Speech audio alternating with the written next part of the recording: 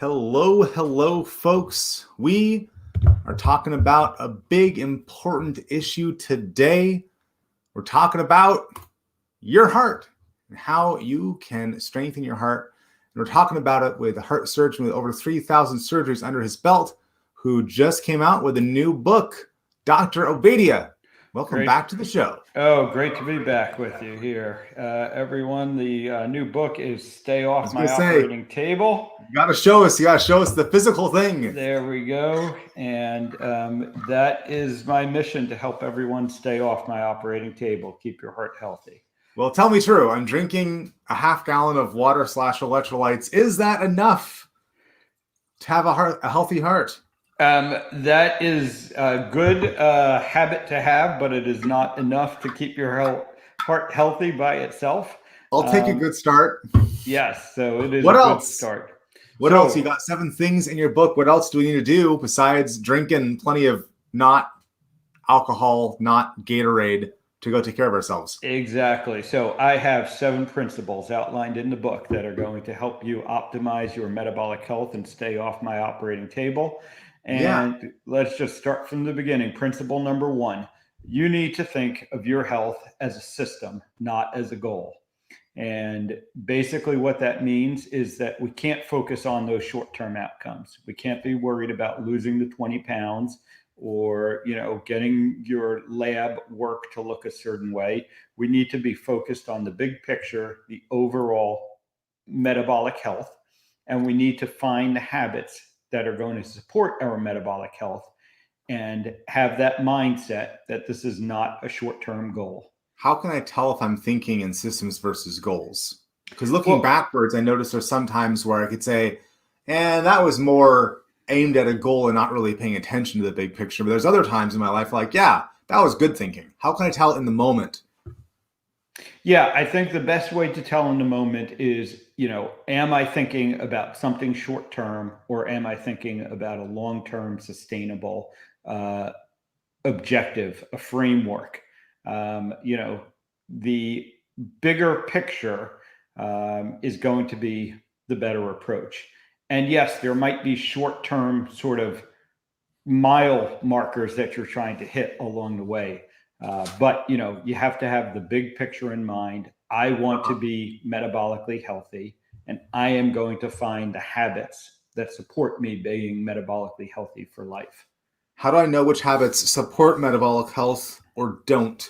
At one point, Phil, I knew that the more kale I ate, the healthier I was. I knew it. I was sure. I felt certain. So what did I do? I ate big salads, like a bowl bigger than my screen can show here. Kale, I had beets in there, fresh beets. I had green apples. I had some cheese. I had some shredded meat on top. And I knew it. I did this for a while. I thought, champion. But what I think now, I look back, I think, okay, that's not bad exactly, but it's not the same level of I am superpowering myself as I believed at the time. So how does someone who's not full-time in the medical nutrition industry understand what is actually a healthy system versus what is action but not the best action? Yeah, so I like to encourage people to pay attention to the 5 major markers of metabolic health, the 5 metrics. They're outlined in the book, but real quickly, they are your waist circumference, your blood pressure, your fasting blood sugar level, and 2 of your cholesterol measurements, your HDL, known as your good cholesterol level, and your triglycerides, which need to be lower. More importantly, I think the meta principle here is actually principle number 7 that I outline in the book, and that is find a doctor who gets it. You need to be working with a practitioner, with a partner who understands what metabolic health is, understands how to optimize it and maintain it, and can direct you, because there is a lot of noise out there. There is a lot of conflicting information out there. And you're right. Some of the things that are put out there as being healthy are not necessarily healthy and are not going to support your metabolic health. So it's important that you have a partner in this journey, a doctor, some other sort of practitioner who understands these things, focuses on the concepts of metabolic health, and can help you get to the right information. We have a problem. I've been to a bunch of massage therapists and chiropractors in my life, and it wasn't until not that long ago that I discovered that my legs are not exactly the same length and that I was not proportional. But I didn't get told this by anybody for a long time. But once I got told this, then I could say, okay, well, how much of what I'm able to do or not able to do is due to being out of balance, and how much of that is due to my body not being 100% symmetrical. So when I think about finding a doctor who's got it together in regards to metabolic health, I think I don't even know how to find a chiropractor or massage therapist who actually, because once I tasted it, once I talked to someone and said, well, here's exactly what's happening. I'll do, my massage therapist now is incredible. Always does range of motion testing every time I go in, organizes things out, lets me know so much more stuff that I wish I'd heard about a decade ago. I just didn't know that that's what I should be looking for. And that's simple. Massage therapy, chiropractic, that is simple compared to the level of complexity around metabolic health, heart health. How can I, as a layperson, understand if my doc is with it or if they're just a paid pharmacist throwing drugs back and forth? Yeah, so I outline a number of steps that you can take in the book, and I actually have a metabolic health tracking system that is a supplement to the book. And one of the materials in there is questions to ask your doctor to figure out if they get it or not. One of the most powerful ways to go about this, one of the most powerful tools that I tell people to use is seek out people who are achieving the outcomes that you want to get around health. Find those healthy people. They might be in-person, local, connections, or it might be online, connections, networks that you seek out and join. And then ask those people, who do they work with? Because ultimately, the physicians, the healthcare practitioners that those people are working with that are helping them get the results that you want are going to be the types of physicians and healthcare practitioners that you want to be working with. And I think that's a very powerful strategy, not only for health, but for life. I was just thinking about my butcher, that if you just walk into a grocery store around here, how hard is it to find grass-fed, high-quality meat that's been well-raised and nurtured and loved on? You could do it, but you're wading through a lot of other stuff to get there. But if you talk to someone who already knows where the good local grass-fed butcher is that has a personal relationship with all the farmers, I have on my list today to go pick up a box of ground beef. It's all grass-fed. It's costing me just over $3 a pound, which that same, even from the same company, costs you over twice that if you go to the local health food store. And you probably can't even get it, that level of quality, at the big grocery stores. So you have to know, like, okay, Brian knows this. So if you're within whatever distance of Olympia, contact me. And I'll say, this is the one place to go. If there's food they don't have there, then go somewhere else. But for 80% of your meat needs, 90% of your meat needs, there's only one place to go. And so you can just shortcut all of this searching through all the stores. And by going to this place, while they have some more junky food with more sugar and all that, a lot of it is very low sugar or no sugar, just high quality stuff. So you just start at the beginning instead of getting distracted. So I love that concept. Yeah, utilize the power of your networks, and be mindful about the networks that you are involved in. Seek out the networks that are achieving the results that you want to achieve, that have the values, that are important to you, and leverage the power of those networks, because we can't depend on the system as a whole to take care of us anymore. The healthcare system is failing. 88% of us are not metabolically healthy. Say that again. 88% of the adults in the United States are not metabolically healthy. They can't meet those 5 measures of metabolic health that I talked about. We need to hold on to that idea for just a minute, because what you're saying is, on average, and it's different levels in different states and all that, but on average, 9 out of 10 people you see anywhere, at the grocery store, walking down the street, in their cars, whatever, are not healthy. Which, what that tells me is it's particularly hard to look back at yourself and tell if you're healthy. I go back to the story that you and I have talked about before about breakfast cereal, and how when I was a kid, everyone ate cereal with milk. And if you wanted to be healthy, it was Cheerios. If you wanted to be a bit goofing around, it was Fruit Loops. But that, like, Cheerios was the healthy choice. And sure, some people had eggs on a regular basis or bacon, but that was expensive, weird, and also dangerous because we knew that fat was bad for you. So also everyone ate margarine. Some few really weird folks ate butter, but we knew they were being unhealthy. But because we were all doing the same thing, it was we're just all doing the same thing. And now we look back over decades and go, how much did I hurt myself by eating cereal every morning with non-fat milk? That was just my average. That was everyone's average. So you have your 5 numbers there, but at a more visceral level or a more spiritual level, how can we understand if we're in the 12% that's doing okay versus the not 12%? If on average, 9 out of 10 people around us are not doing okay. Yeah. Honestly, without looking at those 5 measurements, it's hard to know for sure whether you're okay or not. Because, we tend to think about outward appearances, obesity commonly, and people will say to themselves, well, I'm not obese, so I must be healthy. And the reality is that even when you look at, the people who are normal weight or underweight, they have a 50 to 60% chance of not being metabolically healthy either. But I don't want to hear that. I don't eat at McDonald's. I barely drink soda. My level of sugar intake I've got to be in the top 10%, if not more than of the healthiest Americans in terms of I don't eat that much sugar. Right. And I don't eat crap. I don't eat things cooked in trans fat.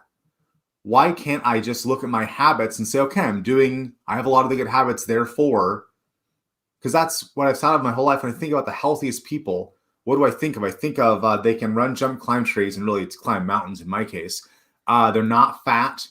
And then do they have a glow in their eyes? Some people have dead eyes, right? Some folks who have smoked a lot of pot, they have dead eyes. Some folks are spiritually dead. But if their eyes are bright, they can climb mountains or whatever your sport of choice is, and you're not fat, and your joints work.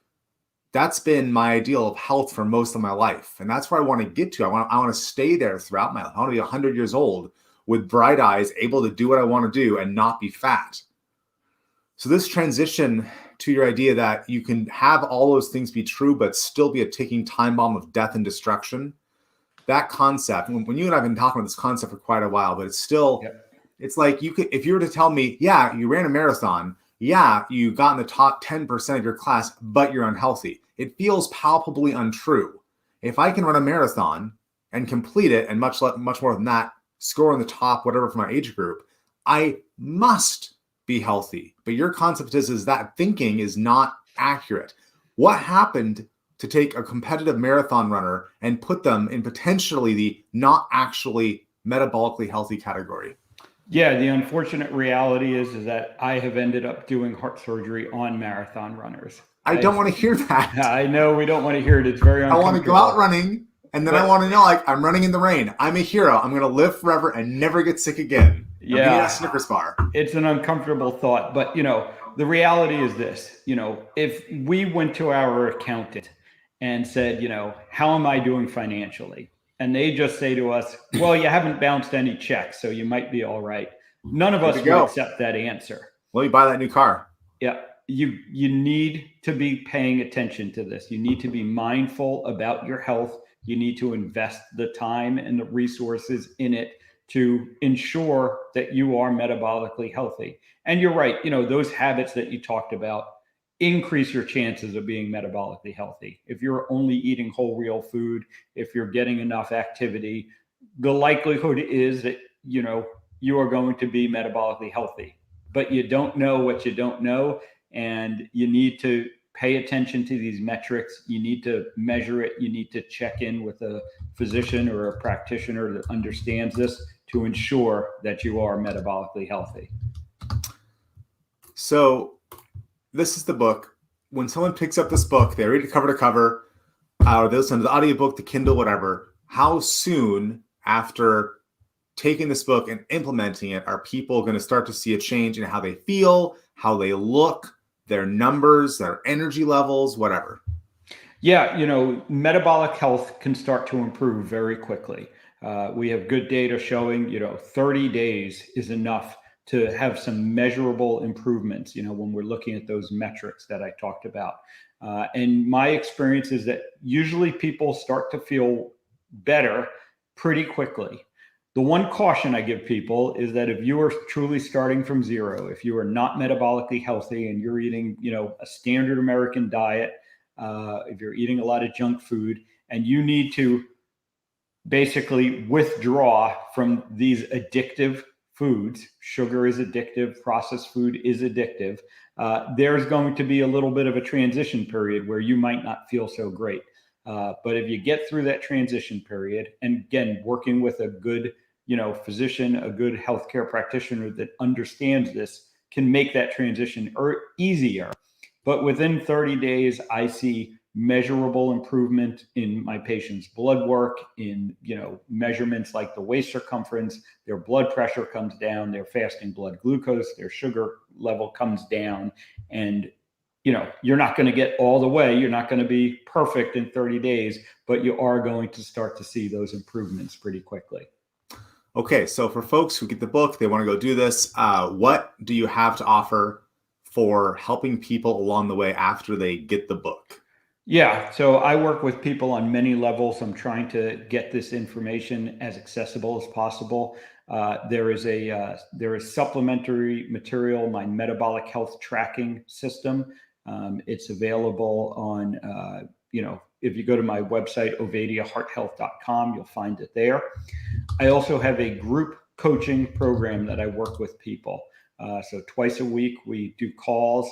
We talk about these concepts of metabolic health. I answer questions from the community about metabolic health, and that's available to anyone at strongerhearts.co. It's the Stronger Heart Society, and please come join me there. That's a great first step. And then if you want to take the next step, I do have a telemedicine practice. I work with people one-on-one throughout the United States.